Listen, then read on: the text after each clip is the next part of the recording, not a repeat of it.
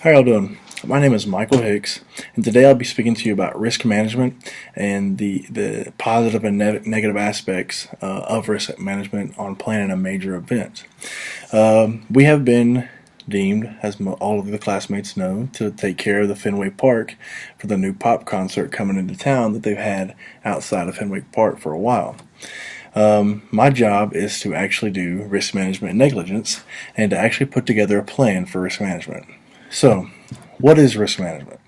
Risk management essentially is it's the process involved with identifying and analyzing to responding to any kind of risk. This may include maximizing the results of a positive risk and minimizing the consequences of any negative event. So, for instance, as most of you know, the Boston Marathon, that would be considered a negative management essentially a negative event because of what happened at the Boston bombing. So we want to minimize those aspects of any negative aspect anytime you have a major event that comes along with it. So we want to do that. Why do we manage risk? At the end of the day, we want to make sure that we're keeping people safe anytime they come to our venue or our organization. And so having this at Fenway Park, we're going to go by what the data states. We're going to say that we want to eliminate 90% of any issues we're going to have by just implementing any kind of risk management.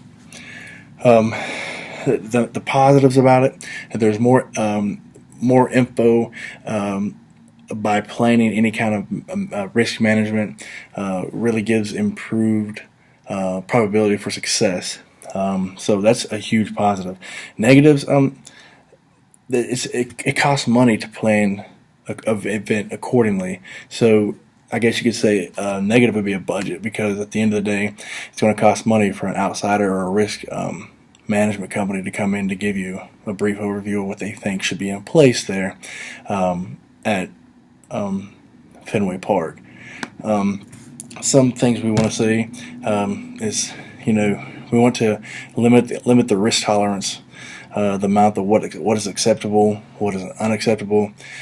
Someone that does not want to take the risk, that could be adverse at all. So, also, we want to kind of understand the risk.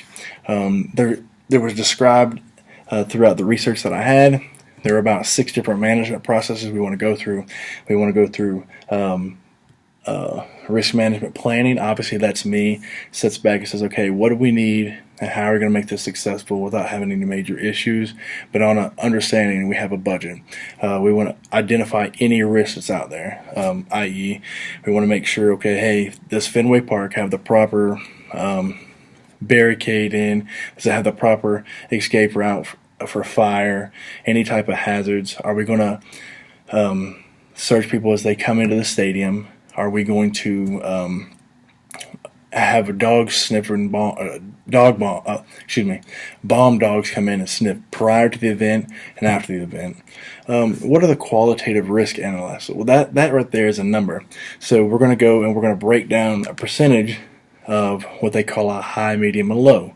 High being a really high risk, obviously.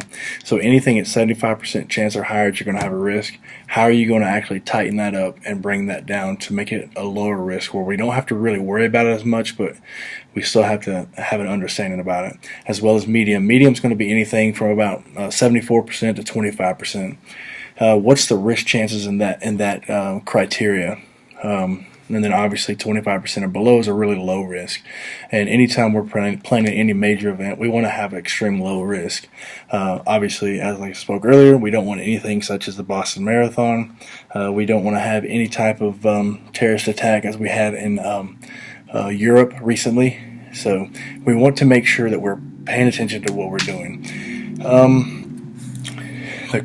Quantitative risk analysis, what that is we're going to break down and understand, okay, hey, we gave our percentages in our qualitative, and so we're going to break down that and say, okay, hey, what do these have numbers purpose-wise? So we're going to break that down and say, hey, we're going to understand and put this back into a record and save that for any kind of data for future use on any event that we may possibly come across. The risk, another one is risk response and planning. Who am I going to have installed?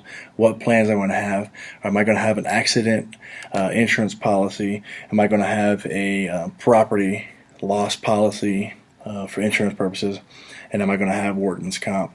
We have to have workers obviously available for this kind of facility. As we know, Fenway Park only holds about 33,000 people, and we were given a task of holding about 2 million people over time through this concert venue. So we have to understand the management process and how we're going to break it down to have a successful event without being overwhelmed with terroristic threats or any type of theft, burglary.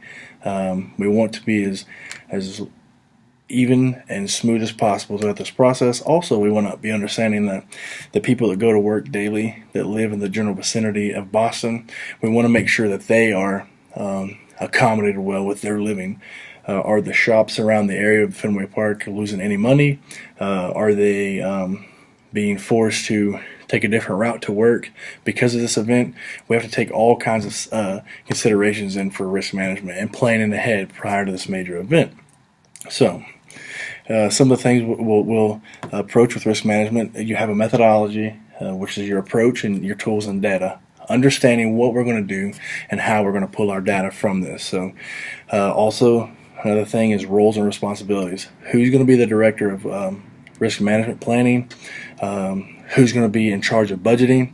And how are they going to do this? As I know, Ramey is in charge of the budgeting process, so that's understanding. But timing, when is this going to happen? Is this going to happen during the marathon weekend, the Boston Marathon? Is this going to happen during the playoffs when the Red Sox could be in the playoffs?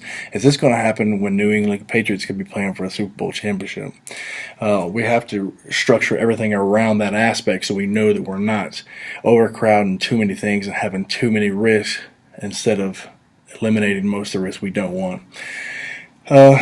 Just at the end of the day, we have to pay attention to what we're going to do and why we're going to do something in this major event.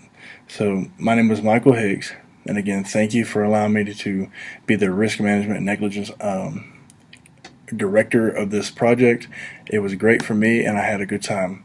Also, I think that when I look back at this, I know there's a lot of things that I learned from this project, and I have to say that risk management was something I never ever thought about as a I guess as a person, you don't take into consideration of what goes on to planning major events. So something like the Boston Marathon, for instance, with thousands and thousands of people watching this from that vicinity, and you don't understand that people actually had risk plans and risk management plans in place until you actually start researching to see what happened. Yeah, they still, at the end of the day, they process dogs through daily, and they still had a tragic event. There are things that we know we can't control, but if we can do the most by just understanding risk and management itself and the amount of work that goes into this, it really helps us. It helps obviously the spectator be from having to worry about any kind of major issues. So again, this is a great exercise, and it was very challenging. As I spent the week up in here in Oklahoma, up in Oklahoma from Texas. So I want to thank you, Dr. Goodman, thank you, and it's been a great class, and I truly appreciate the understanding and help. Have a good evening.